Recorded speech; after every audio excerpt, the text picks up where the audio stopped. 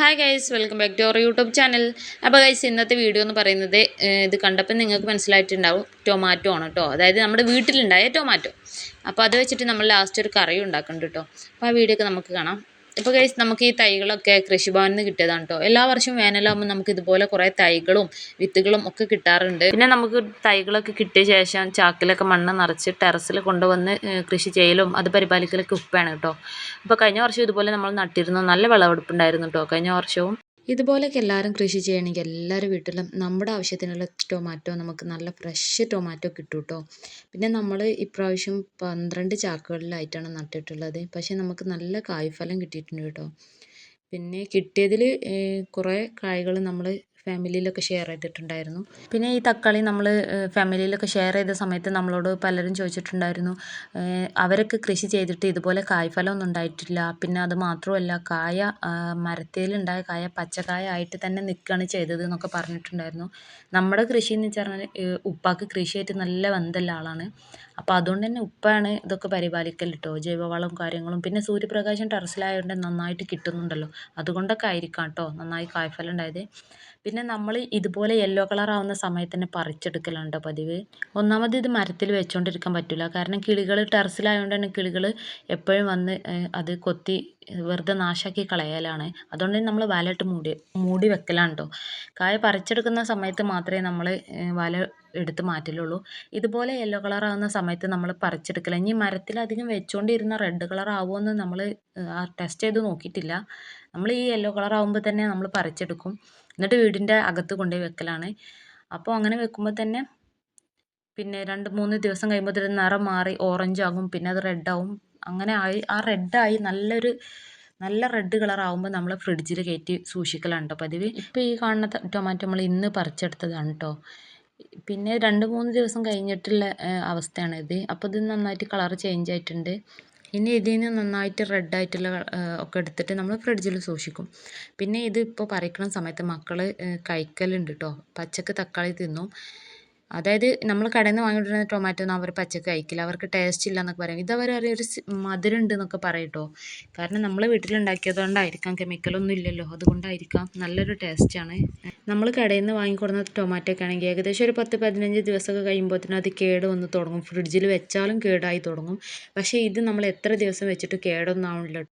നമ്മുടെ വീട്ടിൽ ടെറസ് കൃഷി ഉണ്ടാക്കിയ പോലെ നിങ്ങളെല്ലാവരും നിങ്ങളുടെ വീട്ടിലും ടെറസിലോ അല്ലെങ്കിൽ അടുക്കള തോട്ടത്തിലോ ഒക്കെ ഉണ്ടാക്കുക. എല്ലാ വർഷവും വേനലാകുമ്പോൾ കൃഷിഭവനിൽ നിന്ന് ഇങ്ങനെ തൈകൾ വിതരണം ഉണ്ടാവും കേട്ടോ. ഇവിടെയൊക്കെ ഉണ്ട്, നിങ്ങളുടെ നാട്ടിലൊക്കെ ഉണ്ടാകും എന്നാണ് എൻ്റെ വിശ്വാസം. ഇനി നമുക്ക് നമ്മുടെ തക്കാളി താളിപ്പ് ഉണ്ടാക്കാം.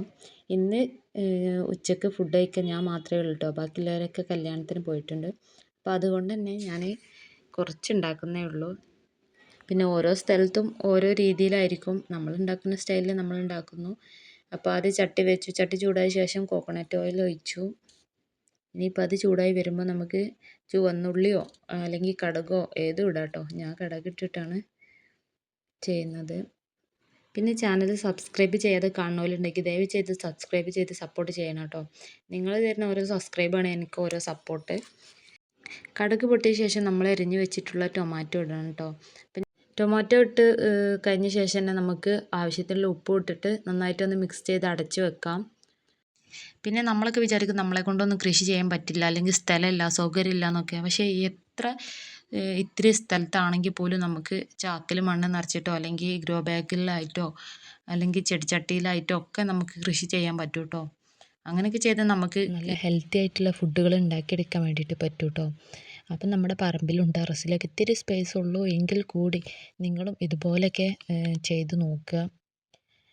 പിന്നെ പച്ചമുളക്, തക്കാളി അങ്ങനത്തെ സംഭവങ്ങളൊക്കെ നമ്മുടെ വീട്ടിൽ എപ്പോഴും ആവശ്യമുള്ളൊരു സാധനങ്ങളാണല്ലോ. അതുകൊണ്ട് തന്നെ അതൊക്കെ കഴിയുന്നതും കൃഷി ചെയ്യാൻ നോക്കുക. ശ്രമിച്ചാലും നമുക്ക് കഴിയാത്തതായിട്ടൊന്നുമില്ല കേട്ടോ. നമ്മളെല്ലാത്തിനും മടി പിടിച്ച് വെറുതെ ഫോണിൽ തോണ്ടിയിരിക്കുന്ന ആ സമയം മതിയാവും നമുക്കിതൊക്കെ ചെയ്തെടുക്കാൻ വേണ്ടിയിട്ട്. പിന്നെ ഞങ്ങളെ ടെറസിൽ ടൊമാറ്റോ മാത്രമല്ല കേട്ടോ, പച്ചമുളക്, ചീര, കപ്പ, വഴുതന, പയർ അതുപോലെ കുറേ കൃഷികളുണ്ട്. അതുകൊണ്ട് തന്നെ അങ്ങോട്ട് കയറി ചെന്നാൽ നല്ലൊരു തണുപ്പാണ് കേട്ടോ. നിറയെ കപ്പയ്ക്ക് നല്ല മരം പോലെ ആയിട്ടുണ്ട്, അപ്പം നല്ല തണുപ്പുണ്ട്. പിന്നെ അതിൻ്റെ കൂടെ തന്നെ പച്ചമുളകും കൂടെ ഇട്ടിട്ടുണ്ട്. അത് മൂന്നും മിക്സ് ചെയ്ത ശേഷം നമുക്കൊന്ന് അടച്ച് വെക്കാം. ഒരു 2-3 മിനിറ്റിന് ശേഷം നമുക്ക് തുറന്നിട്ട് നന്നായിട്ടൊന്ന് കുത്തി ഉടച്ച് ഇളക്കി കൊടുക്കാം കേട്ടോ.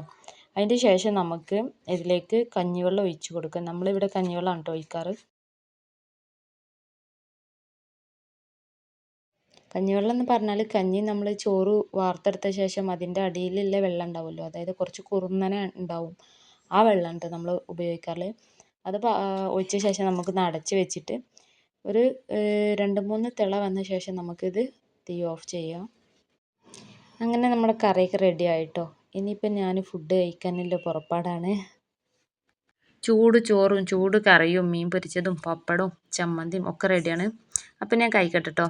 അപ്പോൾ എൻ്റെ ഈ കൊച്ചു വീഡിയോ നിങ്ങൾക്ക് ഇഷ്ടപ്പെട്ടിട്ടുണ്ടെങ്കിൽ തീർച്ചയായിട്ടും ലൈക്ക് ചെയ്യണേ, കമൻറ്റ് ചെയ്യുകയും ചെയ്യണേ. അപ്പോൾ ചാനൽ സബ്സ്ക്രൈബ് ചെയ്ത് സപ്പോർട്ട് ചെയ്യണേ. Okay, bye bye.